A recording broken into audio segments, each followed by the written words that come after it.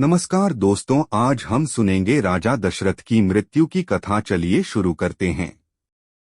मेरी वीडियो सबसे पहले देखने के लिए सब्सक्राइब बटन को दबाएं और साइड के बेल आइकन को ऑन कर लें सबसे पहले सारी वीडियो देखने के लिए। श्रवण कुमार के वृत्तांत को समाप्त करने के पश्चात राजा दशरथ ने कहा, कौशले, मेरा अंतिम समय अब निकट आ चुका है।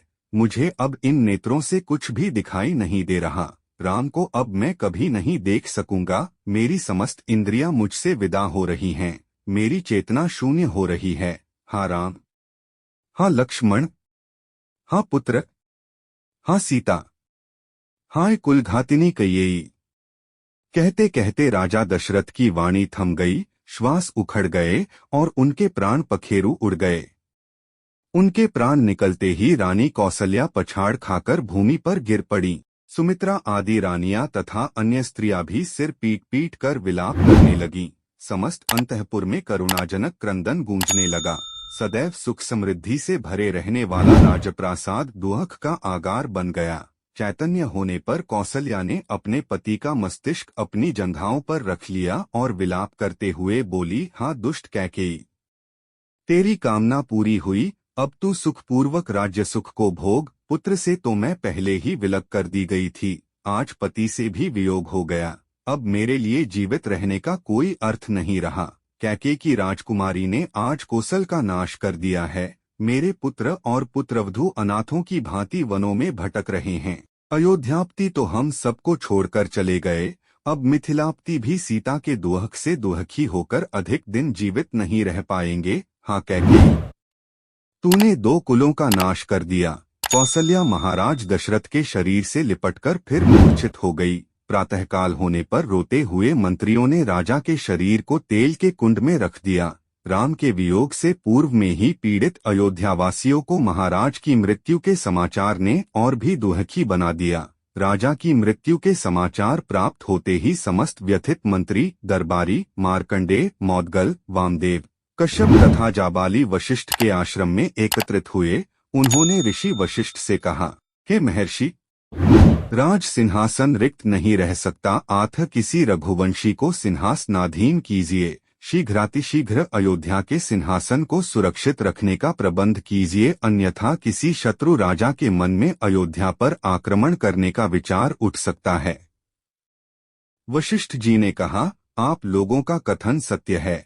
स्वर्गीय महाराज के द्वारा भरत को राज्य का उत्तराधिकारी घोषित किया ही जा चुका है। अतः मैं भरत को उनके नाना के यहाँ से बुलाने के लिए अभी ही किसी कुशल दूत को भेजने की व्यवस्था करता हूँ। तत्काल राजगुरु वशिष्ठ ने सिद्धार्थ, विजय, जयंत तथा अशोकनंदन नामक चतुर दूतों को बुलवाकर आज्ञा दी कि शीघ्र कैकेयी जाओ और मेरा यह संदेश भरत और शत्रुघ्न को दो कि तुम्हें अत्यंत आवश्यक कार्य से अभी अयोध्या बुलाया है। ध्यान रखो कि वहां पर राम, लक्ष्मण और सीता को वन भेजने का या महाराज की मृत्यु का वर्णन कदापि मत करना। कोई भी ऐसी बात उनसे मत कहना जिससे उन्हें किसी अनिष्ट की आशंका हो या उनके मन में किसी भी प्रकार के अमंगल का संदेह उत्पन्न हो।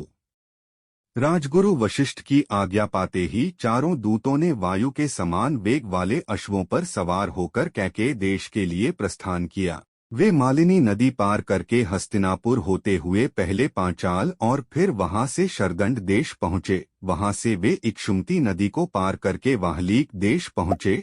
फिर विपाशा नदी पार करके कैकेयी देश के गिरिव्रज नामक नगर में पहुँच गए। जिस रात्रि ये दूत गिरिव्रज पहुँचे उसी रात्रि को भरत ने एक अशुभ स्वप्न देखा। निद्रा त्यागने पर स्वप्न का स्मरण करके वे अत्यंत व्याकुल हो गए। अपने उस स्वप्न के विषय में एक मित्र को बताते हुए उन्होंने कहा, हे सखा, रात्रि में मैंने एक भयानक स्वप्न देखा है। स्वप्न में पिताजी के सिर के बाल खुले थे। वे पर्वत से गिरते हुए गोबर से लथपथ थे और अंजलि से बार बार तेल पी पी कर हंस रहे थे। मैंने उन्हें तिल और चावल खाते तथा शरीर पर तेल मलते देखा। इसके बाद मैंने देखा कि सारा समुद्र सूख गया है। चंद्रमा टूटकर पृथ्वी पर गिर पड़ा है। पिताजी के प्रिय हाथी के दांत टूट गए हैं। पर्वतमालाएं परस्पर टकराकर चूर चूर हो गई हैं और उससे निकलते हुए धुएं से पृथ्वी और आकाश काले हो गए हैं। मैंने देखा कि राजा गधों के रथ में सवार होकर दक्षिण दिशा की ओर चले गए। ऐसा प्रतीत होता है कि यह स्वप्न किसी अमंगल की पूर्व सूचना है। मेरा मन अत्यंत व्याकुल हो रहा है। भरत ने स्वप्न का वर्णन समाप्त किया ही था कि अयोध्या के चारों दूतों ने वहां प्रवेश कर उन्हें प्रणाम किया और गुरु वशिष्ठ का संदेश दिया। हे राजकुमार, गुरु वशिष्ठ ने अयोध्या की कुशलता का समाचार दिया है तथा आपसे तत्काल अयोध्या चलने का आग्रह किया है। कार्य अत्यावश्यक है, अतः आप तत्काल अयोध्या चलें।